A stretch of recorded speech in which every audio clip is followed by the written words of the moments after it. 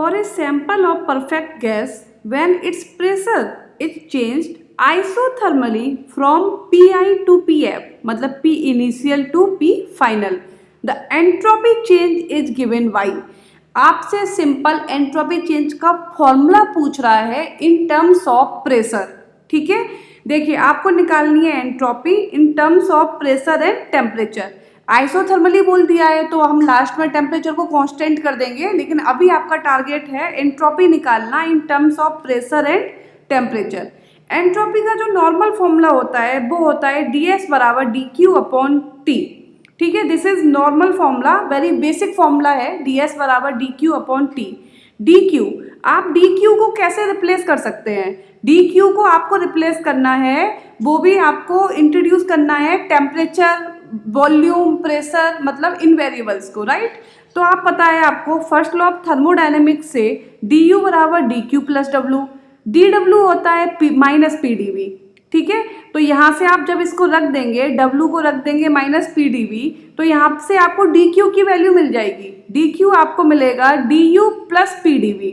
Okay, अब du बराबर होता है ncv dt, क्योंकि आपने पढ़ा होगा cv क्या था आपका du upon dt, this is value of cv, तो यहाँ से आप du निकाल सकते हैं cv dt, राइट। तो वो भी आपको यहाँ पे पुट कर देना है। तो आपको final first law of thermodynamics apply किया आपने, फिर आपने dw बराबर माइनस pdv रखा, उसके बाद आपने du बराबर ncv dt रखा, और आपको मिला du बराबर dq की वैल्यू आपको ये मिल गई। इसमें आपका टेम्परेचर भी है, वॉल्यूम भी है, इसको आपको पुट कर देना है एंट्रोपी की इस इक्वेशन में। ठीक है, हम n बराबर 1 मान रहे हैं, हम मान के चल रहे हैं कि 1 मोल ऑफ गैस है, तो आप n को यहाँ पे 1 कर दीजिए। तो ये आपने यहाँ पे रख दिया dq, और ये हो गया डिवाइड में t। ओके, अब t को इंडिविजुअल सब में लिख लो, इसमें भी t को लिख लिया, इसमें भी t को लिख लो। अब जो आपको पॉइंट माइंड में रखना है वो ये है कि आपको dB को रिप्लेस करना पड़ेगा, क्योंकि हम मांग रहे हैं आपसे प्रेशर के टर्म्स में, तो वॉल्यूम तो आपको हटाना पड़ेगा और प्रेशर को इंट्रोड्यूस करना पड़ेगा। तो आपका जो आइडियल गैस होता है PV बराबर nRT या फिर PV बराबर RT, इसको डिफ्रेंशिएट कर दो। जब आप इसको डिफ्रेंशिएट करेंगे तो यहाँ पे फर्स्ट सेकंड वाला फॉर्मूला लग जाएगा, यहाँ से आप निकाल लेंगे PdV बराबर RT माइनस BdP, इसको यहाँ पे पुट कर दीजिए और T को सब में डिवाइड कर दीजिए, ओवरऑल सब में आप डिवाइड कर देंगे। इन दोनों टर्म में dt अपॉन टी कॉमन आ जाएगा, Cp प्लस R, इसको क्या कहते हैं? आइडियल गैस के लिए Cp माइनस Cv बराबर R होता है, तो Cp क्या हो जाएगा आपका Cv प्लस R, तो इसकी जगह आप क्या रख देंगे Cp। ठीक है, Cp रख दिया आपने।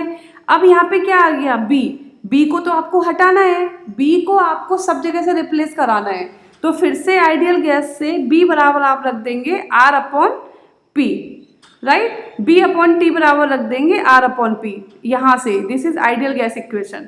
तो ये आपका आ गया final entropy, this is the entropy.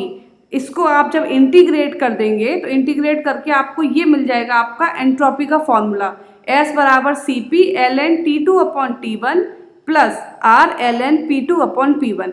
ये एंट्रोपी का फॉर्मूला है, आप डायरेक्ट इसको दिमाग में रख सकते हैं, याद रख सकते हैं।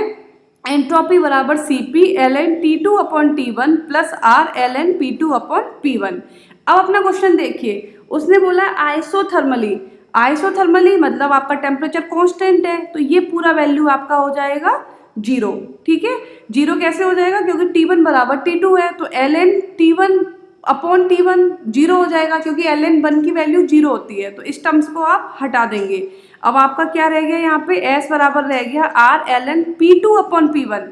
क्वेश्चन में P2 आपको P फाइनल दिया है और P1 आपको P इनिशियल दिया है, तो आपका S बराबर निकला R ln P final upon P initial. तो आपका आंसर क्या हो गया? A, क्योंकि हमने 1 मोल के लिए निकाला है, इन्होंने n मोल के लिए लिख दिया है। देखिए, आपको डेरिवेशन समझ में आया तो समझिए, नहीं समझ में आया तो केवल एंट्रोपी का फॉर्मूला आप दिमाग में रख लीजिए कि ये आपके एंट्रोपी का फॉर्मूला है in terms of pressure and temperature, और जो भी कंडीशन आपको दी हो वो आप अप्लाई करके उसका मॉडिफाइड फॉर्म को राइट डाउन कर लीजिए। तो आपका आंसर इसमें A है। Thank you.